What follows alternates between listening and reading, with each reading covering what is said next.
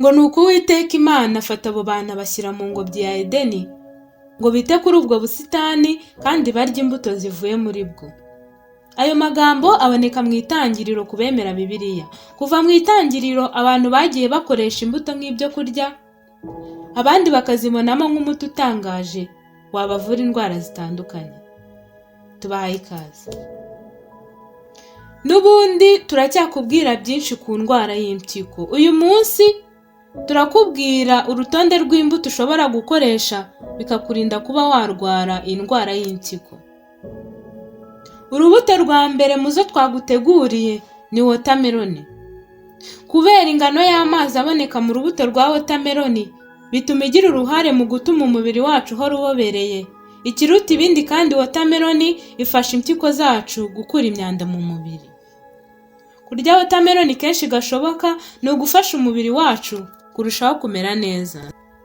Urundi rubuto ni pome. Turetse ko pome abantu benshi bayikundira uburyohe igira, ni n'isoko nziza ya fibre.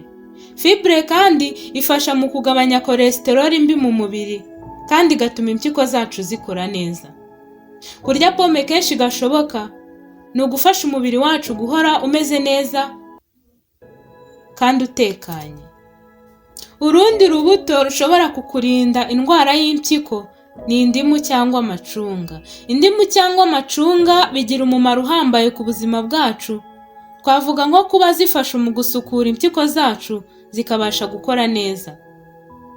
Ubyutse mu gitondo ukanywa ikirahure cy'amazi kirimo indimu, waba ufashije ubuzima bwawe kandi waba urinze ubuzima bwawe guhura n'indwara zitandukanye. Urundi rubuto rwiza cyane rwatuma utandukana n'indwara y'impyiko ni imizabibu. Abantu benshi bakundira imizabibu ko iryoha kandi igira kalori ziri hasi cyane, abandi bakayikundira ko ivamo divayi iryoha cyane. Ariko kandi imizabibu ifasha gukura imyanda mu mpyiko zacu bityo tukabasha kumera neza. Niba ushobora kuba wabona zino mbuto z'imizabibu, kuzirya ni byiza cyane ku buzima bwawe. Urundi rubuto rwiza wakoresha ukirinda indwara y'impyiko ni inanasi. Inanasi ni urubuto rutangaje, usibye ko ruryohera cyane runafite akamaro kanini ku buzima bwacu. Inanasi igira enzyme yitwa bromelain. Ituma impyiko zacu zitarwara kandi kubera ko yifitemo vitamine C ishobora gufasha impyiko zacu gukora neza. Urundi rubuto ni blueberry. Ku batazi blueberry ni rumwe mu rubuto rujya kumera nk'inkeri ariko z'ubururu. Blueberry ifite antioxidant kandi ikarinda impyiko kurwara. Ikindi ifasha impyiko mu kazi ko gukura imyanda mu maraso. Urumva ko rero blueberry ari urubuto rwiza rwatuma uhangana no kurwara indwara y'impyiko. Urundi rubuto rwatuma uhangana n'indwara y'impyiko ni inkeri. Inkeri nazo zifite antioxidant. Iyo antioxidant ifasha impyiko n'ibindi bice by'umubiri kutarwara. Inkeri kandi yifitemo ibinyabitabire bya antisanine ndetse na elagitanine bituma impyiko zikora neza. Wowe udukurikiye, Imana yahaye ubutaka bwacu umugisha ngo bumeremo ibiti by'imbuto z'amoko yose kandi tuzikoreshe turya ndetse tunivura.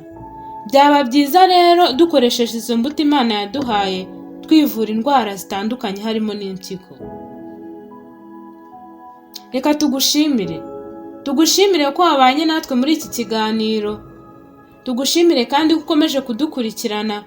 Abakoze subscribe, abarayikinga ndetse n'abasharinga ibiganiro tugenda tubagezaho turabashimiye cyane. Utarabikora kandi nawe ukande kukazogera unakore subscribe kugira ngo tujye duhora tubana no mu biganiro turi kubategurira.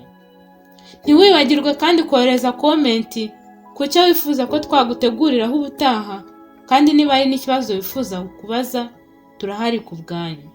Murakoze, mukomeze kugira ibihe byiza.